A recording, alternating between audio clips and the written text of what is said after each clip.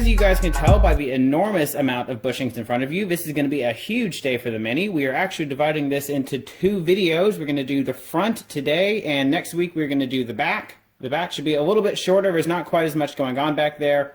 This is every bushing that I can replace on the car except for 2 that I have already done. We replaced the rear sway bar bushings when we installed the ST suspension bar, and we also went ahead and put in our PowerFlex upper bushings for the rear struts when we put on our Bilstein struts. So you've already seen me install those. This is everything else. After this, the only bushings that won't be polyurethane or brand new on this car are a couple of engine bushings. We do have 1 engine bushing over here. That's the only one we're going to do. I'm going to see how it feels on the car. I don't really want a whole lot of vibration from the engine, but the suspension, I think it's worth it. I really don't think it's going to make that big a difference in NVH, but I think it'll make a huge improvement in how the car handles, especially because we're replacing everything all at one time. We should really feel it.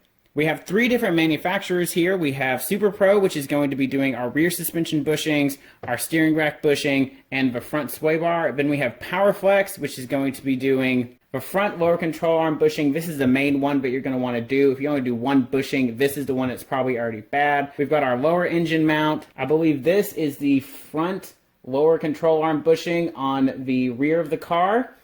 And this is a special support for the front lower control arm bushing. You are going to require a tap for that. It tells you in the instructions. I believe this is an M14. I tried to get my camera to focus on the tap. It is an M14 × 2 tap. And what you'll be doing is tapping into the end of the control arm, and it will allow you to put this bolt in here to add a little extra support for this. The PowerFlex bushings were courtesy of ECS Tuning. They helped me out with those. I picked up the SuperPro bushings on my own, and then the rest of the parts here in the back are ones that I can't get in polyurethane. They're a little bit of a different type of wear item because they're ball joints, or we have these steering rod ends. So because these will probably need to be replaced at least 1 or 2 more times in the life of the car, I got these from FCPEuro because I can replace them for free. These are Limford, so it was just a nice OE quality brand that I'm not paying the markup just to get Mini stuff. But it comes with all new hardware, so I've got new nuts, I've got new bolts, everything is going to be brand new on our suspension. It should really nicely complement the suspension work we've already done with that rear sway bar and the Bilstein shocks. So we'll go ahead and get started on the front today. The way we're going to do this is I'm going to drop the entire front subframe. I'm not going to show you how to do that because Mod Mini already has a perfect video showing you exactly what to do. And if I show you how to drop it out, it's going to make the video way too long. So what we're going to do is we're going to cut now to me with the lower subframe completely out of the car. So as you can see, we have the entire lower subframe out of the car, which now gives us a ton of access to everything we're going to need to do. We have the inner ball joint right here. We have our tie rods off of the steering rack. We have the mount for the steering rack we're going to replace. We've got the rear bushing for the lower control arm. The ball joint for the front of the upper control arm, that's still attached to the spindle, so we'll have to do that while it's still on the car. We have the engine mount we're going to be replacing, and of course the bushings for the sway bar. Now, we have all this great access, so to make it really easy, it should go pretty quickly. Getting this out wasn't actually that bad. It didn't take too much effort. If you follow Mod Mini's video, it goes very smoothly. I did roll this out on the driveway and sprayed it off with a hose just to make it a little bit cleaner so that when I'm working with it, it should be a little bit more of an enjoyable experience. So I'm going to go ahead and get started. I'm going to replace them one by one. I'm going to show you guys how I'm going to do one side, and I'm going to show you one bushing specifically, and then from there we'll just kind of work our way through. I did forget to order some end links for the sway bar. I didn't think of that. Luckily, I have really great access to them so I can replace them at any time. They're not clunking or causing any sort of issues, but of course now would be a great time to just go ahead and replace them. Well, I have already done the driver's side over here, so I've got everything on that side taken care of, and now I'm going to tackle the passenger side with you so I can kind of walk you along things I learned on the other side and just other tips and tricks along the way. First things first, we're going to get rid of this lower control arm. These are 16mm bolts, and these are 18mm bolts. They are on very tight. The torque spec for this is like 125 pounds, so I would definitely recommend a breaker bar, or if you have one, an impact wrench. Once that's out of the way, I'm also going to go ahead and do the tie rod. So I'll get an adjustable wrench on there once I move the boot out of the way, and we can take the whole tie rod out. Once we have all that cleared out of the way, we can go ahead and tackle the steering rack bushing. On this side, it looks like a 10mm reverse Torx bit, which I don't have a socket for that, but luckily it came off with a regular 10mm socket. On the other side, it looks like someone lost the bolt and replaced it with one with a hex head on it, so I'm not sure what it's going to be on your car. Then we have the one big bolt that goes through the center of the bushing right here. That is a 16mm bolt. We'll drop that out the bottom, and we can use this big yellow bushing over here. So we'll get these two put on the rack. Everything else we'll do over on the bench, except for the outer ball joint, which goes right here on the end of the lower control arm. That actually bolts to the knuckle. That was extremely difficult for me to get off. It was seized onto mine, so I would definitely recommend having a propane torch. You can put a little heat to it if you need to, but go ahead and spray that with some sort of penetrating oil, PB Blaster, WD-40, whatever you've got now, to give it some time to start working in there. I had to use a hammer and a chisel and screwdrivers and heat and all sorts of everything that I had. I threw at that to try and get it out. It finally popped out, but it took me like an hour. It's a big pain in the butt. Everything else was pretty okay. I'm going to start disconnecting things, moving everything out of the way, and once that's out of the way, we'll work on the rack here, and then we'll move over to the bench. So right now we're working on the sway bar bushing and the steering rack bushing. Like I said, I took the two bolts on either side off. For the sway bar, it's as simple as just prying this bracket off. You can just do it with your hand. You've got, that was as easy as it gets. Make sure that when you put this polyurethane one back on, you're going to use the supplied grease. Put it on here, and then make sure that when you're putting the lower control arm back on, you do not forget to put the bolts through this first, because if you torque that down and you forgot this, you're going to have to undo everything. Ask me how I know. So we'll go ahead and get this greased up and thrown on there so it's ready to go. I'm not quite sure what we're going to need to do for the steering rack. It looks like I'm going to have to undo this bolt right here to slide this flexible line out of the way. Just pry this up with a screwdriver, slide the old bushing off, put the new one on, same thing. Make sure you put a little bit of grease on it. This isn't really going to move, so it shouldn't squeak, but still it's a good idea to grease your bushings. And we'll be done with everything that has to stay on the actual subframe. So we have our two pieces that are going to hold down the bushing. So what I'm going to go ahead and do is clean these off, get everything covered with the grease, assemble it, and then slide it back on. I had to undo the two 10mm bolts that were holding this on. So one nut was on this stud right here, and one nut was on this stud on this little bracket. This line's very flexible, easy to get out of the way. Just make sure you put everything back when you're done. So now all we have to do is torque down these two bolts on either side. I'm going to have to go look up the torque specs for that. And we've got our bushing here for the sway bar as well. So we're done with everything on the subframe. Now we're going to go over to the bench, and we're going to work on the actual lower control arm itself and get all that buttoned up. After a quick Google, these are torqued to 40 foot-pounds, which is the same torque spec for the outer ball joint that is actually attached to the knuckle. These two right here are 75 foot-pounds for the inner ball joint. Where the bushing and sway bar all bolt together, this one is 120 foot-pounds, so you're going to need a bigger torque wrench for that. For the outer ball joint, it's as simple as removing these two 13mm bolts on either side and just hoping that yours drops straight out. Unfortunately for me, the other side was seized super bad, so it took me a really long time to get it all the way out. On the new part, it is a Torx T50 bolt, so not really sure what yours will actually be. It just depends on what part is installed, but it's just these two bolts. There's no C-clip or anything up here holding in place. It is just rust and corrosion. So if you have any issues with that, I feel your pain. So just like the driver's side, the passenger side was very difficult for me to get the outer ball joint out. But I didn't actually have to destroy it this time, but it did take a lot of effort. It took me probably 20 or 30 minutes of just sitting there hammering and prying, and it finally popped out. So I would definitely recommend cleaning up all of these surfaces with some Scotch-Brite or a file, whatever you have on hand. Just get in here nice and gentle. Don't want to destroy any of this. Just take off any surface corrosion that was holding on the old ball joint. The new one, you can put it in the freezer. It slides most of the way in without any sort of pressure at all. So you can put it in the freezer and have it slip all the way in, or you can just have it get pulled in slightly with the screws. It's really not a whole lot of distance, but it doesn't fully seat. But we'll go ahead and torque these down to 40 foot-pounds, and we will be done with the knuckle. So these are all the parts that we have to work with on the front. We've got the inner ball joint, which is going to go right here in the lower control arm. We've got all these different bushings and pieces that are going to go right here for the rear bushing on the lower control arm. We have our engine bushing, which is actually pretty interesting because we can decide how firm we want it to be. So we've got this little insert here, but we can use or not use. And then, of course, we have the tie rods for the steering rack. So we're going to go ahead and adjust those, get everything set up. So what we're going to do is we're going to start with the engine mount, because if we do this lower engine mount first, I can show you how I get bushings apart, and then we can go from there. We'll do the rest of this. This one, I'm not going to show you me taking it out. It's the same process as this, but I will show you the order that this all goes together and how we're going to tap and use this bolt right here.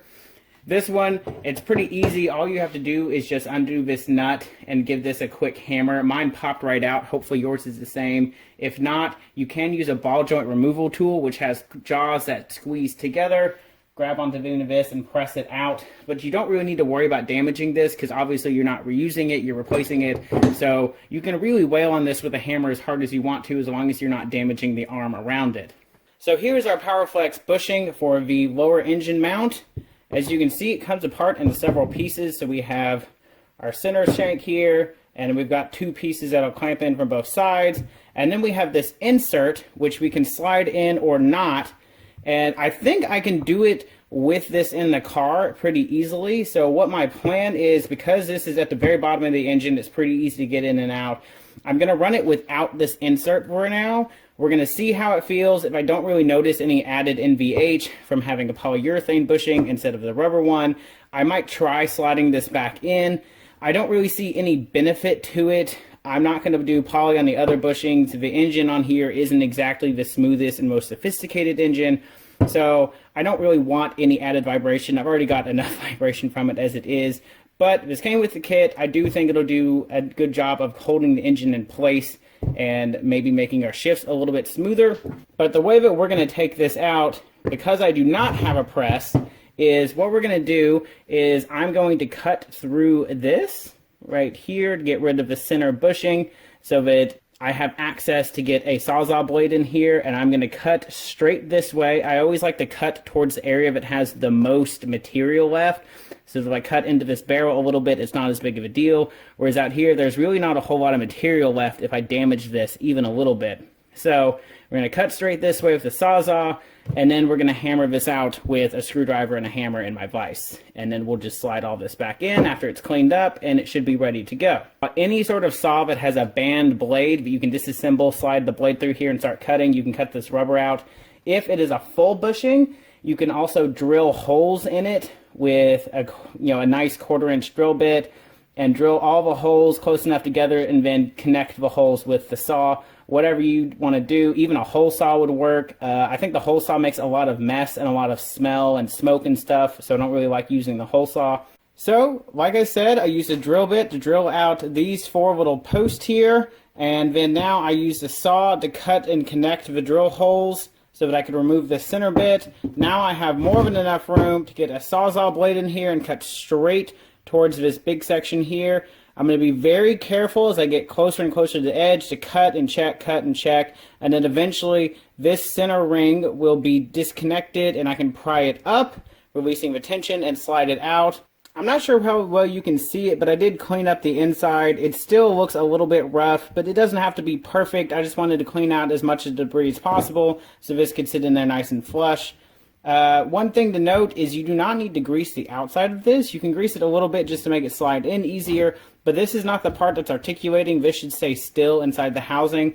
The articulation to take place on this middle piece, so the bolt is going to clamp this together, and this is going to rotate back and forth inside the polyurethane. So that's where you're going to add like the majority of your grease so that this doesn't squeak when it moves. So we're going to go ahead and assemble this. This one I can almost press in with my hand, so I'm just going to use a rubber mallet to seat everything down. Again, you can use a vise for this, but I mean that's already sliding in and I've barely put any pressure on it.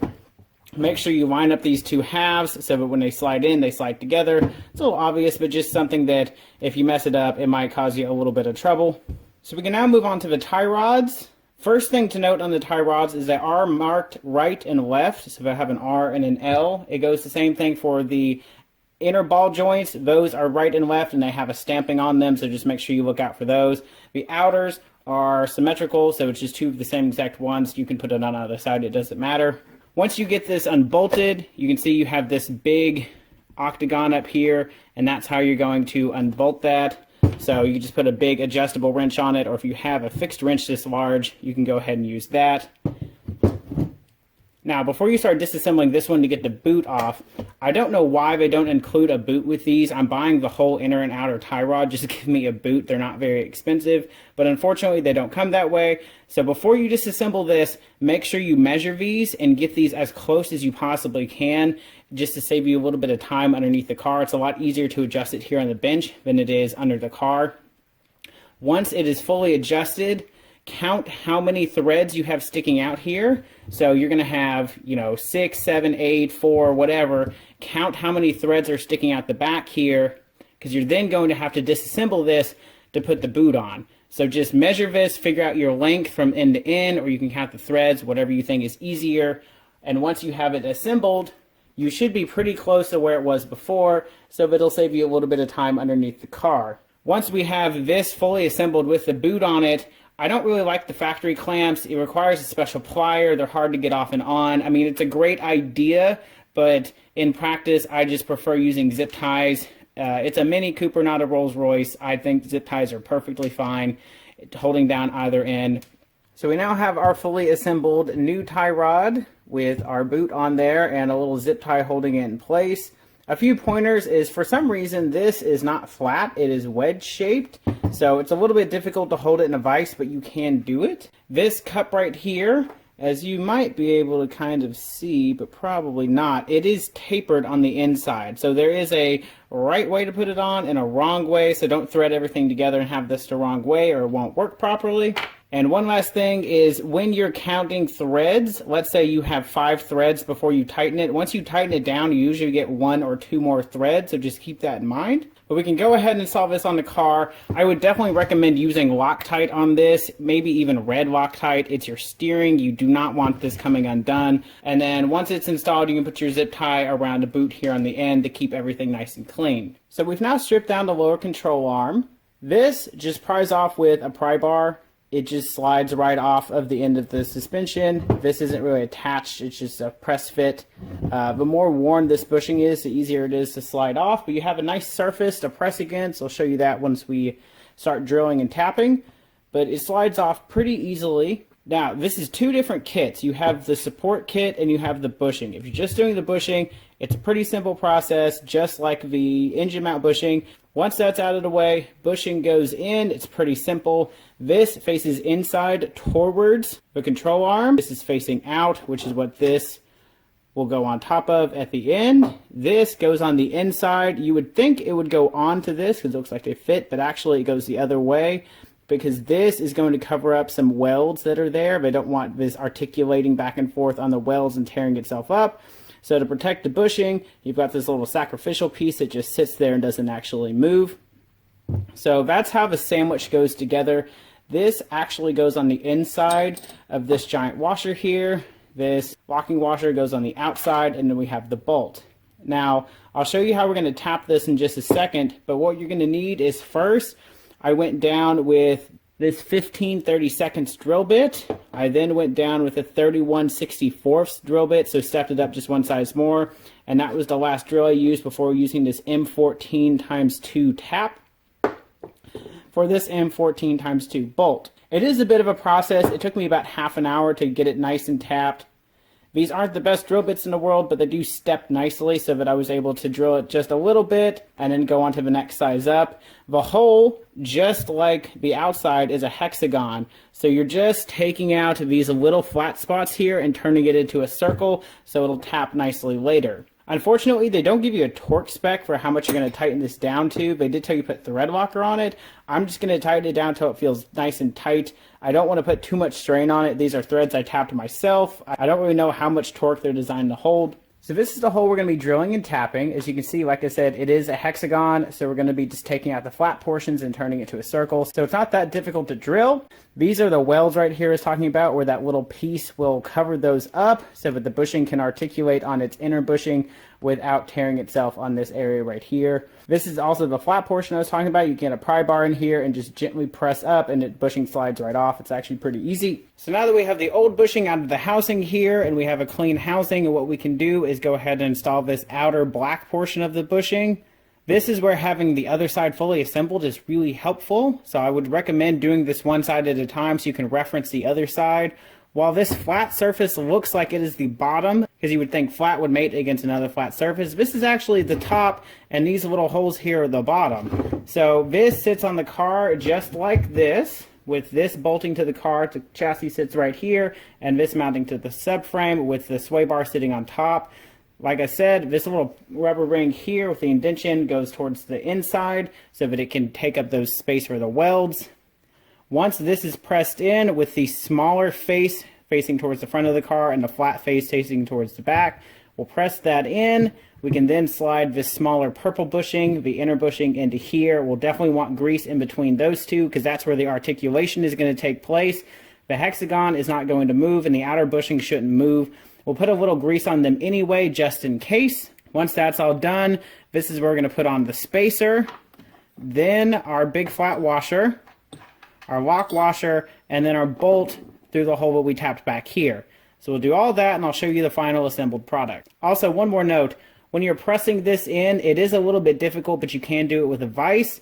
But once it is in there, it is never going to come back out unless you cut it out and ruin it. So make sure that you take your time, reference the other side, get all this right, then press it in, because once it's in there, it's not coming back out. So we have our inner ball joint installed. It's literally just put that through and tighten the nut down. It goes to 60 foot-pounds. The outer ones over here are 75 foot-pounds mounting to the subframe like we talked about before.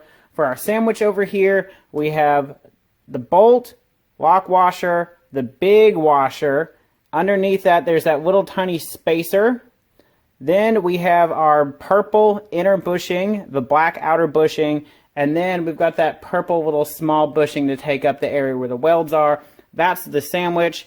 I'm not sure whether there's a space between these two, but that's the way the picture looked. The instructions on the PowerFlex bushings aren't great. I mean, they give you a ballpark idea, but they don't have torque specs.